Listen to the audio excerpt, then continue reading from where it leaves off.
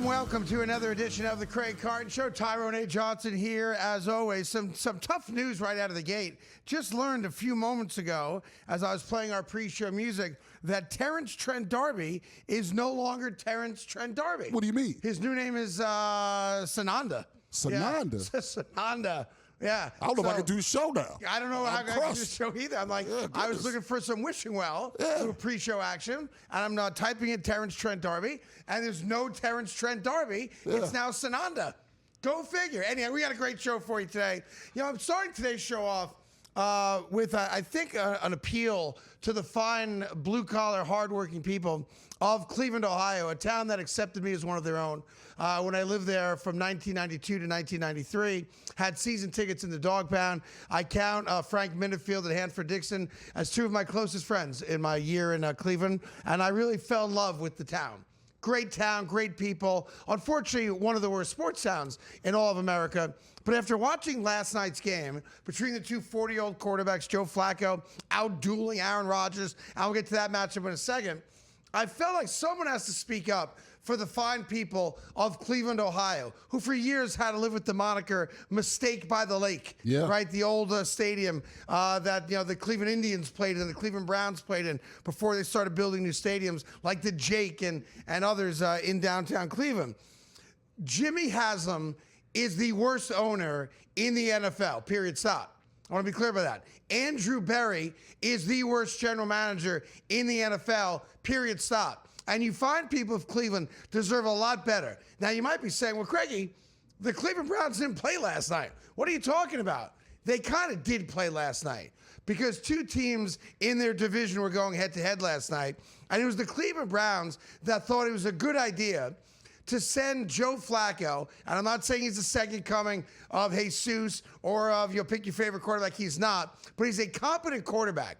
They traded their starting quarterback within the division to the Cincinnati Bengals, and last night they paid the price for that. While the Cleveland Browns are trying to figure out if Dylan Gabriel is the starting quarterback, and every day they wake up, they got to deal with another video from the clown prince of the NFL, Shedeur Sanders, working out at a local high school because apparently the Browns facilities aren't good enough for him to actually get better at playing quarterback. So instead he goes to a local high school with video cameras all around him, throwing passes to high school kids rather than work out with actual professional football players. And he wants a pat on the back for it. There's the video right there.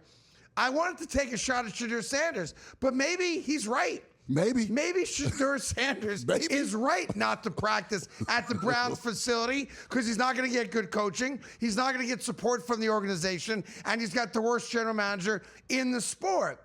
But when you look back on it, not that the Cincinnati Bengals are going to win a Super Bowl this year, they're not. But the fact that Andrew Berry traded their starting quarterback to a divisional team a week and a half before he's playing, in this case, the Pittsburgh Steelers, is just wrong. And the fine people of Cleveland deserve better. So I hope you watch this in Cleveland. I hope you send it to all your friends. It is time to fire Andrew Berry. It is time for Jimmy Haslam to sell the Cleveland Browns. He's a horrendous owner. He's the same doofus that gave Deshaun Watson $250 million guaranteed. Fully guaranteed. Before he got cleared of all the criminal charges against him with the massages and all that nonsense, right? Yep. He's the same guy that decided, I know what I'll do. I'll go into the season without a starting quarterback. I'll draft two quarterbacks in the same draft and then FUBAR the entire thing. And I'm sitting there watching the game last night, and while it was a great game, by the way, an entertaining game. It was. And I had no money on it, and neither did Tyrone. So just from a football standpoint, back and forth, touchdown for you, touchdown for me. And Jamar Chase, 25 targets and 16 catches. And I'm saying to myself, at any point, does Mike Tomlin think maybe it'd be a good idea to double team him? Maybe mix that triple team mix him? that in a little bit? To not let Joe Flacco throw the ball to the only guy he's going to throw the football to? But to be honest, the entire time I'm watching last night's game, I'm feeling for the fine people of Cleveland, Ohio. They don't have much else. They don't. Cavaliers, unfortunately got injured going into the playoffs last year and embarrassed themselves. The Cleveland Indians, one and done this year. And the only thing you have in Cleveland to try to wrap your arms around is football. It is as much a football town as Green Bay, Wisconsin is. These are great people who have been long suffering for just a little taste of something. And then when you consider this is the same organization that ran Baker Mayfield out of town. They had a franchise quarterback, but he wasn't good enough for them. They had a decent, competent, veteran quarterback in Joe Flacco, wasn't good enough for them. And if you want to see a further point about just how bad the Browns are operated and how badly they are run, Joe Flacco last night looked like a top 10 quarterback in the NFL. No turnovers, 350 yards, bunch of touchdowns, totally in control. Ball in his hand, final 2 minutes of the game, down by a point, led the team right down the field after a good kick return, got them into field goal range on a heads-up play by Higgins, not to go into the end zone, had to lay down at about the 6 or 7 yard line. That was really smart, high-level football IQ from T. Higgins. Give him credit for that.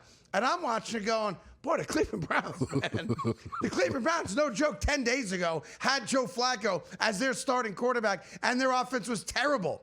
And it obviously was not because of Joe Flacco. Joe Flacco proved, without even knowing the playbook, he could play quarterback. Right. He don't even know the plays. But didn't know the plays. And yet that offense was humming, scored more than 30 points in a divisional game. And oh, by the way, because it was a divisional game, there's still a game under 500. They're back in the mix. Yeah.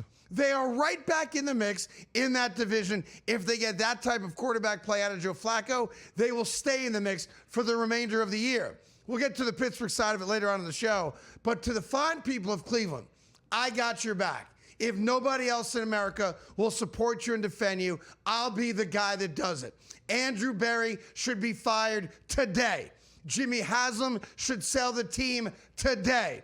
The people of Cleveland deserve better. And I'll tell you what, Mike Tomlin had it right when he said earlier in the week at a press conference that it made no sense to him that a divisional opponent would actually trade their starting quarterback to a divisional team for what, a 5th-round pick, I think, in return, something like that? Yeah, that's dependent. Yeah, it's also conditional. Yeah, pick, conditional. So a pick that's never going to make it in the NFL it's like treason against Cleveland Browns fans. You deserve better. I will support you. I will be your mouthpiece. But the Cleveland Browns embarrassed themselves last night. And I'm sure when they sat back, if I'm the owner of the Cleveland Browns, how am I not on the phone at halftime telling my general manager, Berry, you're fired? Now, you had to greenlight it. You give him full autonomy to make the deal. Right. You're fired. What a lousy GM. What a lousy franchise. What a lousy owner. And they deserve better. That being said, Joe Flacco looked pretty good, man. I got to tell you, I did not see that coming. No one saw that coming. Pittsburgh certainly didn't see it coming. And what's amazing about it is I look at Pittsburgh totally different now. Me too. They couldn't stop the run. They gave up about 150 yards on the ground. They couldn't stop the one guy who was getting the ball literally every time Flacco dropped back. I mean, like 25 targets. He only threw the ball 40-some-odd times. So at least half or more of his attempts were to one dude. Yeah, 23 or 47. Okay. So literally half. Yeah. So at no point did Mike Tomlin say, hey, I have an idea. Let's guard that guy. Right. Let's put 2 defensive backs on that guy. Let's chip him at the line of scrimmage. That was the worst defensive performance I've ever seen from a Mike Tomlin team in a game that had they won it, the division is locked out and done. They could have cruised throughout November, December into January and been guaranteed winning the division. Because at 5-1, every other team in the division would have had 5 losses. Yep, it's over. You would have had a 4-game lead in the division with 11 games to go. It would have been a wrap. But now that you lose the game, you bring Cincinnati back into the picture, meaning Joe Burrow expediting his comeback now as Flacco holds the fort down. And you tell the Baltimore Ravens, you're not done just yet. Not yet. That was a brutal loss that is going to cost the Pittsburgh Steelers later on this season. We got lots to do, tons of football, huge baseball game tonight as well. We'll get into all of it, plus the college football right after this.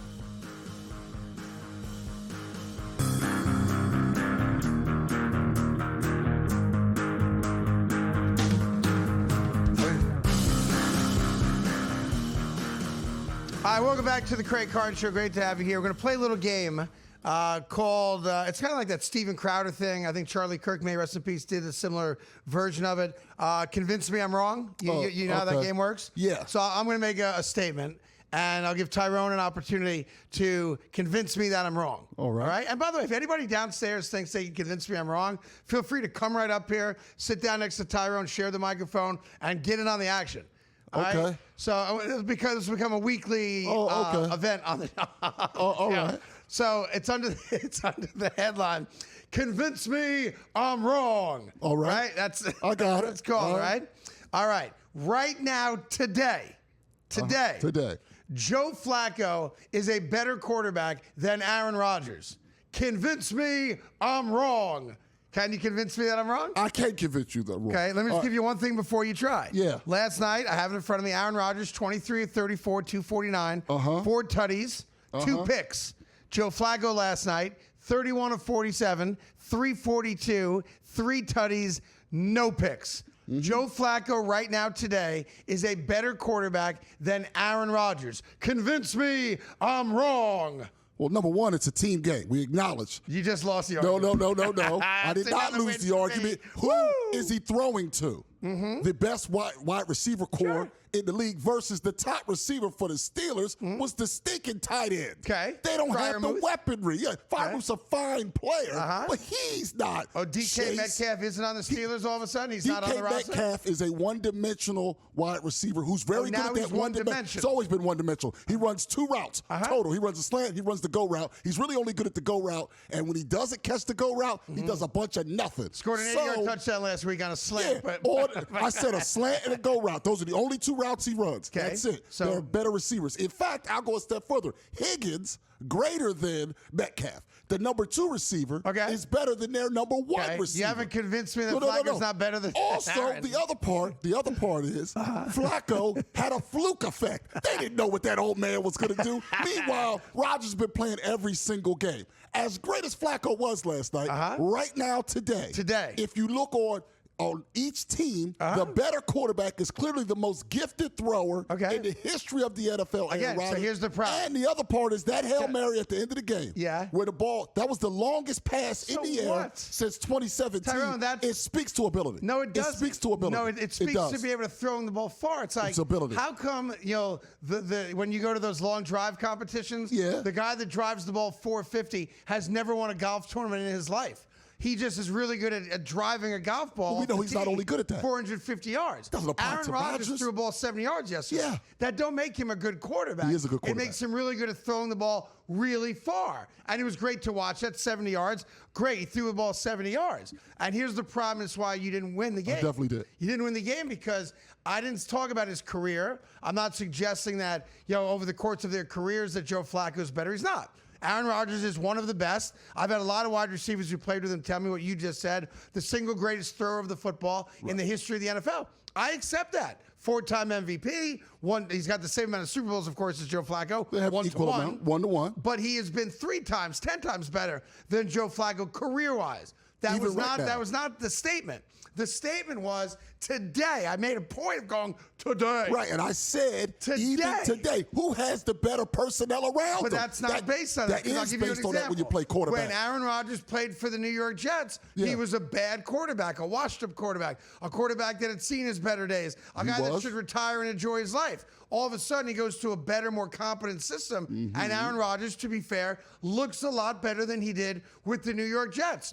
Joe Flacco's experience in Cleveland is akin to Aaron Rodgers' experience in New York. It's not fair to judge them based on the failures they had playing for teams that are completely incompetent when it comes to roster building, play calls, ideology, and how to win football games. When you put these guys in better, more competent situations, which they are both now in, they start to shine more. So we have one opportunity this year to see both of them a head-to-head situation, playing for better teams, better coach teams, better personnel teams. And last night, I don't think there's any debate about it. Joe Flacco outplayed Aaron Rodgers. Yes. No interceptions, more yards, more completions. Joe Flacco was the better quarterback. Last night, So that's the only empirical data I have. So I will tell you right now today that today only, Joe Flacco is a better quarterback than Aaron Rodgers right now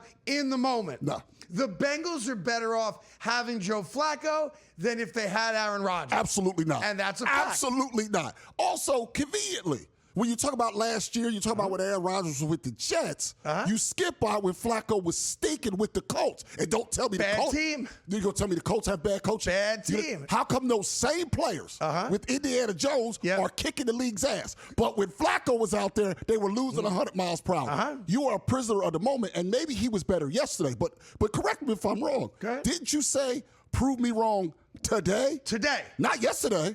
Today. So I'm to believe that today that would happen again? All right, Amelia Bedelia. I'm just saying. Okay. I'm just saying. Yeah, it's just, look, I'm just telling you, man. He looked, I'm shocked. He looked by great. it. He looked great last He looked fantastic. He looked great. He was And unbelievable. again, he was throwing the ball to one guy the whole night. And the dude's always open. Always. And to be fair, I thought one of the 2 interceptions that Aaron threw, I think it was the second one, where DK has the ball and kind of gets ripped out as he goes to the ground. I'm not putting that interception on Aaron Rodgers. But the other one was. It's his stat. But the other one was. pick was on him. Yeah. 100%. But look, if you're in Pittsburgh, that was such a golden opportunity last night to just take the division and put everybody else to bed. That was the opportunity there because, as we've said a few times on this show, they would have gone to 5-1. Everybody else in the division would have had 5 losses. It would have been a wrap on everybody else in that division. But now if I'm Cincinnati, man, if Flacco can play like that and get us to Joe Burrow coming back, I'm back in it. If I'm the Baltimore Ravens and I'm sitting there licking my wounds at 1-5, and I was looking at the prospect of they're 5-1, I'm 1-5. I got no shot at catching them or winning the division. My only shot is maybe a wild card opportunity. Well, now I know it's still a long shot, but the division's back on the table. That's why last night's game was so important. That's why. And that's why Mike Tomlin earlier in the week said, I don't understand why a team in our division would trade their starting quarterback to a team that is desperate for competent quarterback play. It turns out he was right. And that's why Andrew Berry's got to go. He's got to go not just for Cleveland Browns fans to get some satisfaction this year. He's got to go for the betterment of the NFL. That dude shouldn't have a job in the NFL. And by the way, I win. Flacco's better than Rodgers. Oh, sorry, Tyrone. Got to take a quick break.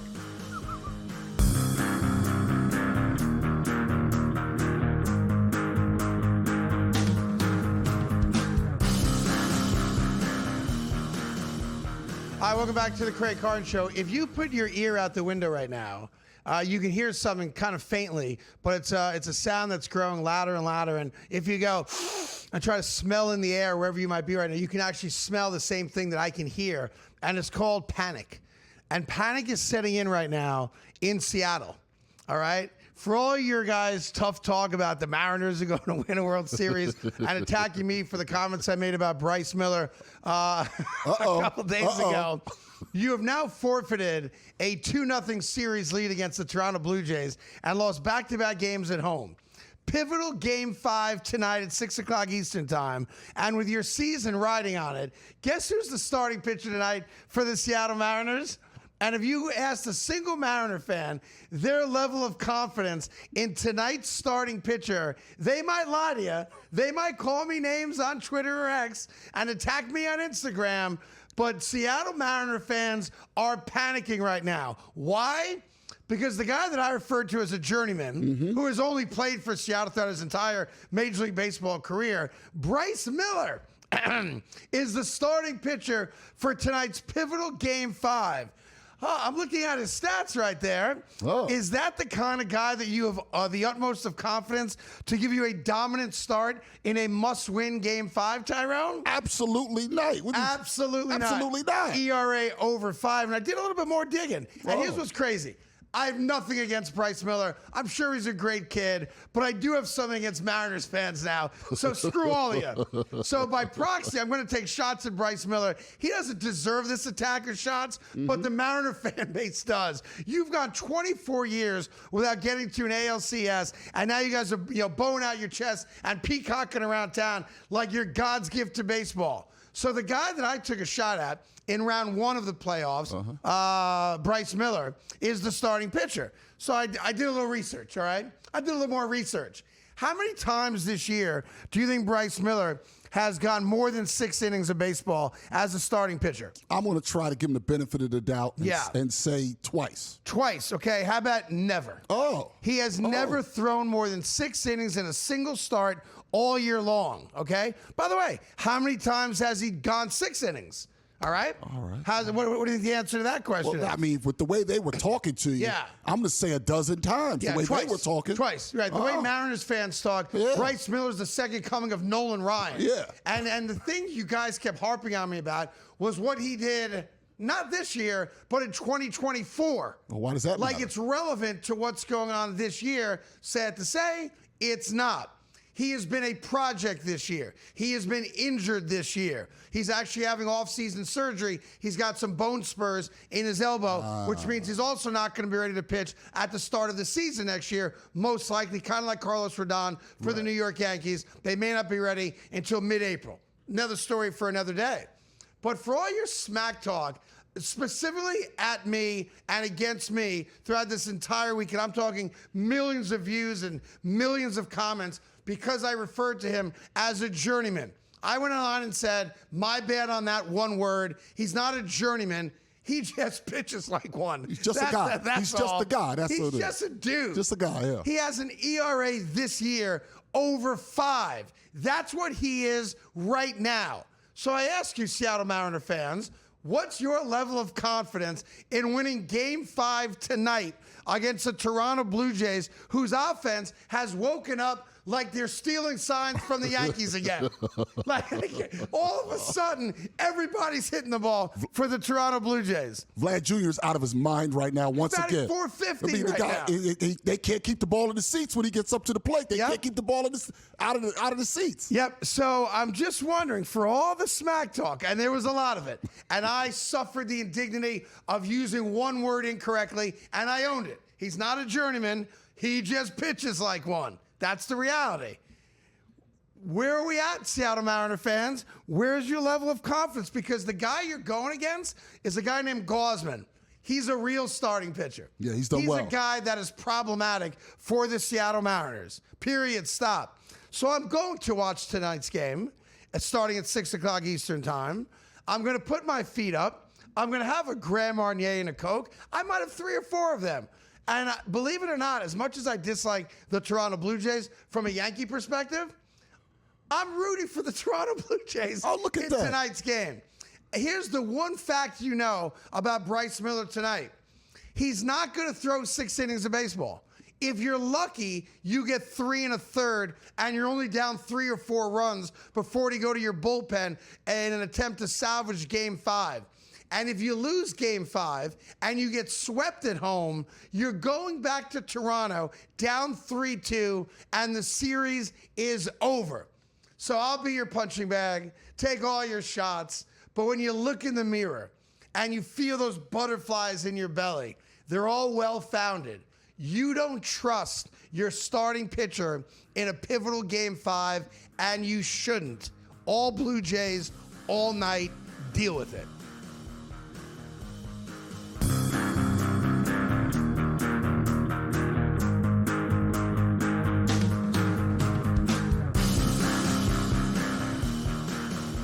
Hi, welcome back to the Craig Carton Show. College football in just 1 second. Can you guys, once again, give me the video of Shedeur Sanders working out at that local high school? I think it's called Wallace High School in Cleveland. Nothing against Shedeur Sanders. It's great, hey, you're working out, right? You're out there getting reps in. You can't knock a kid for out there, you'll get reps. Yeah. But everything's being videotaped by his people. All right, this is an attempt to try to curry favor, I think, with NFL writers and pundits and shows like this. Look how hard the kid works. Look how much Shedeur Sanders cares. And maybe he does. It's not, I can't wrap my head around the fact that you're an NFL football player. And I know it's their bye week, right? Yeah. But you're an NFL football player who has the greatest of all services made available to you because you're a quarterback of an NFL team. Meaning, if you really want to get work in and become a better quarterback at the NFL level, doesn't it make sense to all of you that you would practice and work out at the NFL facility that you're a member of? They've got fields. They've got balls. They've got trainers. They've got wide receivers willing to go out there and catch the ball as you throw routes, what they call on air, meaning no defense there, right? Mm-hmm. You have coaches there that would love to spend extra time with you and help you perfect your craft so that one day they can turn the ball over to you and give you a shot maybe to be their starting quarterback. And the thing that just rubs me weird is not the kid's work ethic. It looks like he's working out. Great, all good. It's the fact that he's going to a local high school with his own camera crew to film his workout, and he's not going to the Cleveland Browns facility under the guise of their experts and their coaches and their trainers and their wide receivers, et cetera, and doing the workouts there. And it's a really strange thing. I've done this a very, very long time. I have traveled with and covered multiple NFL teams. I know what I'm talking about. I have never seen a quarterback, no matter where he is on the depth chart, in the middle of a regular season, leave the team facility to go work out on a regular basis at a local high school. I have never seen that from any quarterback in the history of football. And the only way I can take it is it's him snubbing his nose, giving the middle finger to Kevin Stefanski and the Browns. You won't start me, you won't play me, then I'm not going to practice with you. I'm not going to learn from you. I'm not going to go to you. I'm going to do it on my own. And it's another example of why it's so hard for me to back this kid, support him, and want to see him succeed at the NFL level. I've never witnessed this, ever. I traveled with and covered the Cleveland Browns way back early in my career. I traveled with and covered the Philadelphia Eagles under Rich Kotite and Ray Rhodes in the mid-90s. I've seen a lot of quarterbacks on a lot of football teams. I have never in my life, in the middle of a season, seen a quarterback, in this case, second on the depth chart, that leaves an NFL facility to practice without NFL people at a local high school. And it's not like he went to the high school as like a Make-A-Wish thing or like to help out the local team and see how their quarterback's playing and be a member of the community. He's going there to film himself doing it, to thumb his nose at the Cleveland Browns because they chose Dylan Gabriel over him. And it's weird to me. And I don't want to come in here every day and take shots at Shedeur Sanders. He's a backup quarterback I don't think about all that much. But he makes it impossible not to comment on some of the dopey decisions he makes. Like, and I'll give you the example. If the video came out, not from him, from the Browns, that Shedeur Sanders asked a bunch of the wide receivers on the Browns, or Njoku, they're starting 10 or whomever, to get extra work in with him to prepare him for the inevitable, Dylan Gabriel getting hurt or playing poorly and getting his crack. That's a story we can embrace. That's a story you wrap your arms around and you go, that's what I wanted to see out of this kid.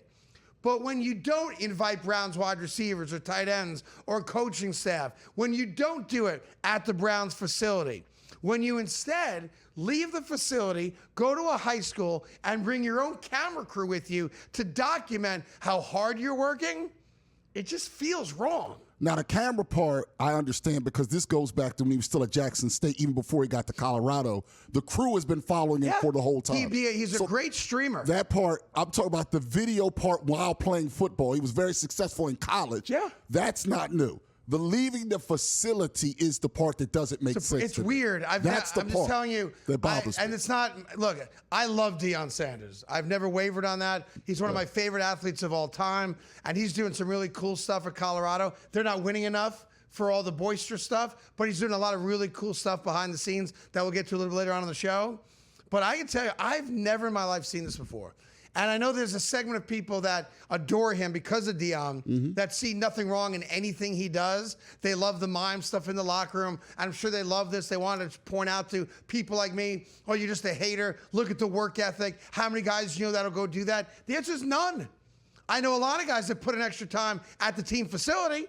I know a lot of guys that live in the weight room. Yeah. I know a lot of guys that really try to perfect their craft. But if you're going to the local high school and you're throwing to a high school kid or one of your buddies who's not an NFL caliber athlete, well, that doesn't mean nothing to me. You're not getting the tutelage you need. Say what you want about Kevin Stefanski. He's regarded as a pretty good coach when it comes to building up quarterbacks. I don't buy. You could argue that. He has had no success in Cleveland.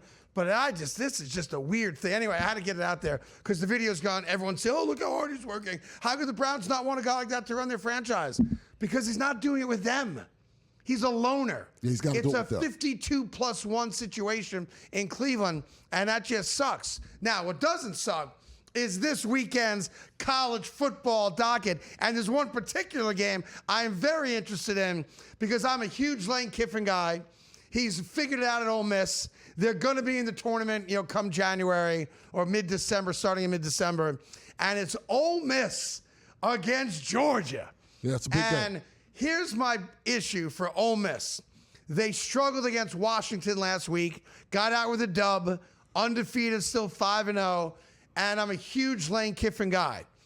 Because of the injury to the original starting quarterback, their new starting quarterback, who's done a really good job, Chambliss, the D2 kid who they found, on his huddle account. Yeah, he was getting ready to be at Temple, and they swooped in and took him to be the backup. Yep. He has never played a road game at this level in his life. That's right. There's a reason that an undefeated Ole Miss team is more than a touchdown underdog on the road against Georgia. Funny you say that. It was 9.5. Since we started show prep, it's dropped another point. It's now only 6.5. All right, so all the money right now jumped on Ole Miss getting more than a touchdown. Yeah. That big a change would make me a little 3 points. 3 points. A little cockeyed about it. Just to give you the up to the minute. But the money's being spent, I think, in the wrong spot. Yeah. I think this is an impossible win for Ole Miss and Lane Kiffin, and I'm an Ole Miss guy because I love Lane Kiffin. I have begged the Jets to bring him back. He used to be a ball boy there back in the early 90s, and I would love Lane Kiffin to be my head coach. I have nothing but love for that dude, right? But this is an impossible spot for an inexperienced quarterback who has never played on the road. And Georgia's a different place to play for your first ever road game. I would tell you this. If Chambliss plays a great game and Ole Miss pulls off what I would consider a major upset against Georgia, and he's the reason they win, he becomes a Heisman Trophy candidate overnight. He won't win it, but he has to be in the conversation because I think he's in an impossible spot against a really good Georgia team with one loss already this year. Yeah. You can't lose 2 games and win a tournament. That shouldn't be allowed. They probably would still get in. I cannot wait to watch this game Saturday afternoon, and I just don't see any way that Ole Miss pulls off the dub. It's a really tough spot. It's a really tough spot for them to go on the road. And I don't think it changes the fact that they'll be in the playoff and win out and be fine. Yeah. But that, to me, that is the game. That is the game. I am pumped to watch it. And sadly, I think Georgia beats them by a lot. I mean, their quarterback play has been good. Their defense hasn't been as good. Talking about Georgia, the only path is if Georgia's defense stinks. I don't believe their defense stinks. No, I don't see that. And this is their season, Georgia, by the way. And by the I know all the money's, I get it. Huge. I understand why the money's on Ole Miss because a lot of you are saying to yourselves, Ole Miss is undefeated. Getting a touchdown or more, that's easy money. There's a reason the public loses a lot of money every week trying to gamble on professional sports. Don't be that fool. Stay with Georgia. Georgia's going to win this game by a lot.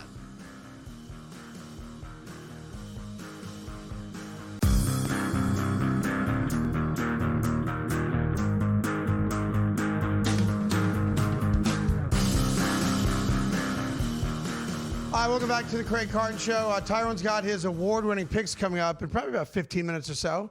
And what are you, 11-1 thus far? 14-2. 14-2, which is very hard to believe. We're going to go back and check to make sure he's not lying. Hey, check. We're going to check. We got video. We're going to check. We got video. I have my staff checking right now to make sure you're not lying to us. I don't follow your picks throughout the entire season. I do. I just trust that you're not a liar.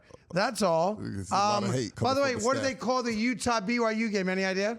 You said what the? What do they call the Utah BYU game? It's the Holy War. The Holy War. The Holy War, yeah. I love it. I love it. The Holy War. BYU doesn't have the Jewish quarterback anymore. He went to Tulane. He went to Tulane. Yeah, which would be more fun for me. But anyway, He played it last year. He won it last year. He won it last year. Yeah, I think that's why they got rid of him. Anyway, that's coming up. You also have USC Notre Dame. USC is a top 25 team. All of a sudden playing really good football. News and notes. All the negativity in the world.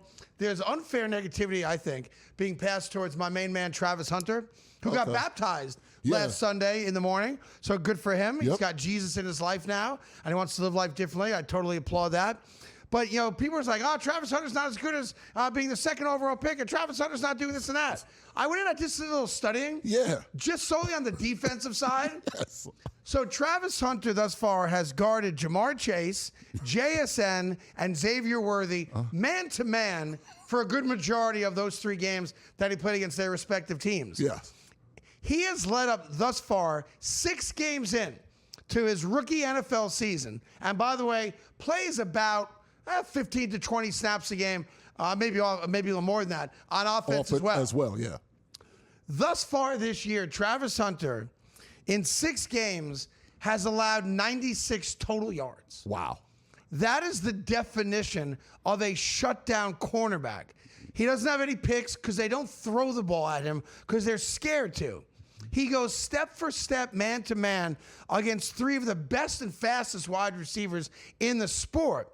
So there are times you can't judge a defensive back just based on how many picks he has, right? Right. He has led up 0 touchdowns, and he's only allowed 96 yards when playing man-to-man against the other team's best wide receiver over the course of 6 games. It's absurd what he's doing as a shutdown cornerback. And then you add to it what he's doing, which is not great yet, but good offensively as a wide receiver. He was absolutely worth the contract he got and the status of being the second overall pick in the draft. He's having a great rookie season down in Jacksonville. Just to add a little context, Revis Island, we all know how great he was. He had 4 different seasons in his prime where he had 1 or less interceptions. Yeah, you can't judge it on picks. Because, again, you don't throw to those guys. Dude, Xavier Worthy, JSN, Jamar Chase. And then 3 other games he's played. 96 total yards. Travis Hunter's a stud. Love him to death. Number 2, Deion did something great yesterday. So there's a bunch of dudes that are never going to step on the field of Colorado. Right. Yeah, and that's the same for every D1 school in America. Mm-hmm. So what Deion did yesterday, he had an inter-squad scrimmage, and the scrimmage was played by all those dudes who are really good athletes, but just not quite good enough to crack the starting lineup at Colorado. Yeah. Doesn't mean they're not capable of playing somewhere else. So Deion filmed a full-on game, like an inter-squad scrimmage, with all the dudes that never get into regular games for Colorado. And he did it for a reason, not to punish the starters. He wanted all of those kids to be able to have tape so they could put it on their Huddle account, enter the portal, and possibly go to a different D1 school where they'll have a chance to play. Say what you want about Deion. He's got plenty of faults and things that you could certainly take umbrage with. But when it comes to how he treats those kids, he's money good. And I don't know of another coach that I've heard of that has ever gone out of his way to have a scrimmage solely to give kids an opportunity to go play somewhere else. It's great. And I applaud it. I think it's awesome that he does it. Matter of fact, I think we have sound of it. Yeah. Just real quick. Yeah, let's not. Let's do it. Why not? Here's like Deion. Check this out. A lot of you guys that don't get to play, you're going to get your chance today. All right, this is your chance because I'm not crazy enough to think that all of you are going to be in this room next year. Some of you are going to jump in the portal. This is an opportunity for you to get some portal film. Okay? So I'm the kind of coach that's going to make sure we cut it, hype it up, give it to you however you want it, and make sure you're looking good in your portal tape. I just think it's awesome, and we need more of that. And those kids who are probably frustrated that they don't get to play, and why did I come to Colorado, are now being given a chance to put more video of themselves out there excelling. And a lot of those kids will get other opportunities at other D1 schools to play football. Look, I have a son who plays college football. I think it's great. Yeah. Because there are kids that never get on the field. My son's not one of them. But there are a lot of kids that never get on the field. Yeah. And they just want that little opportunity to show other schools, dude, I can still play. So I think it's great. One quick note, he also had the cheerleaders come out for this and as many band members as could to create an atmosphere for those guys. Yeah, it's all good. It's all good. I hope he stays at Colorado. He's not had the success you want thus far, but what he inherited to where they are now, Deion's done a pretty good job. Curt Cignetti's done a great job. Think about this. In 2007, Curt Cignetti was the Alabama wide receiver coach, making $170,000. Wow. In 2010, he was still at Alabama coaching wide receivers. He got a raise up to $250,000. Great living, great college money. campus. That's some great money. All good. Like a lot of people, you take that for the rest of your life. Fast forward to now. This year, Curt Cignetti is making $4.5 million as the head coach at Indiana. They just extended him at $11.6 million a year. It's essentially a $100 million contract. Fully guaranteed. Because they don't want him going to Penn State or anywhere else that has an opening like Florida, maybe Alabama. Curt Cignetti is now Indiana's man for the next decade. It is very well deserved. And for you cult members of Penn State, sorry, that's another name. Whoop, whoop, you can cross off the list. And I got time for one more, I think, right? 1 minute, why not? This is like an annual event, but it happened this morning when we first walked into the building here to do the show. It is now official. When the Philadelphia 76ers open up their season on Tuesday, Paul George will not be on the court. Wednesday, pardon me. No, that's fine. He has already been ruled out of the season opener for the Philadelphia 76ers. Yeah. But there's a little good news for you Philly fans. Joel Embiid's going to play 5 minutes tonight. And if he doesn't get hurt or fall down, they think he might play in the opener on Wednesday on a minutes restriction. But it looks like he might play. But the annuity has come through. Paul George not playing in the Sixers opener. Come on. I don't know why it's so funny. The Knicks are fine. Why you got to rub it in? The Knicks are fine. The Knicks are the best team in basketball. And the Sixers, once again, are without their boy George. Oh, so sorry. Coming up, Tyrone's picks and a final thought or two on the NFL. Hang on.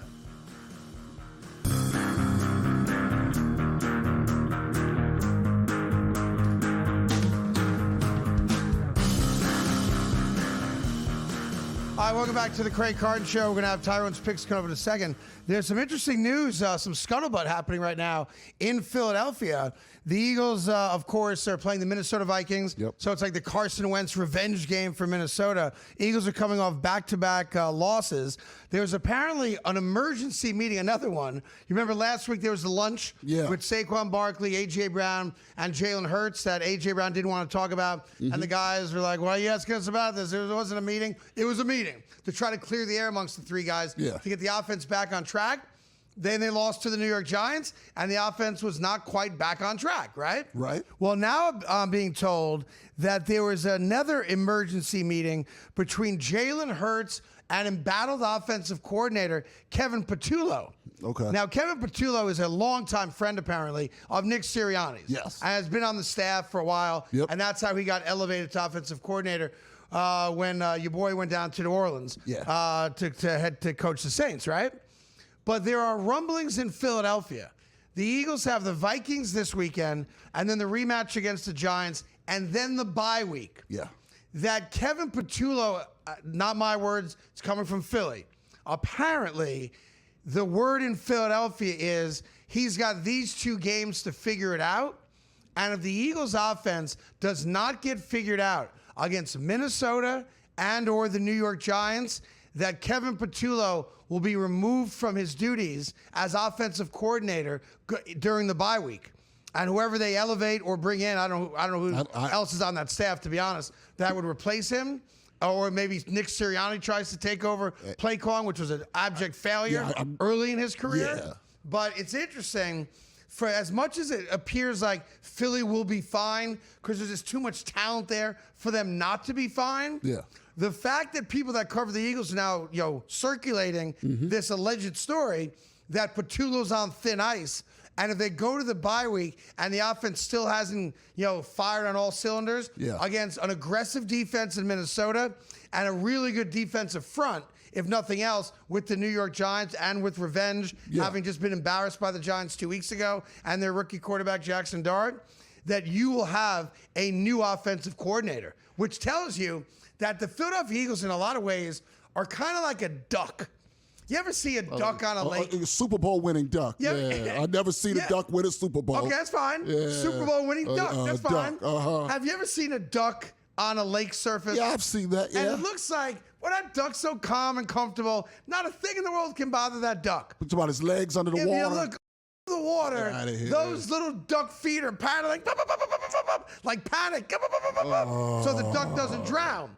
The Eagles the duck's are not like drown. They're gonna drown so the duck can move. No, they don't want to drown. Go get against the current. Yeah, no, ducks are heavy. Don't float. Anyway, go ahead. A duck doesn't float. A duck does float. He's got powerful little duck hooves of his and stay above the water. Anyhow, the Eagles are like a duck. That's what they are. To a lot of you, at 4-2, it looks like, oh, we'll be fine.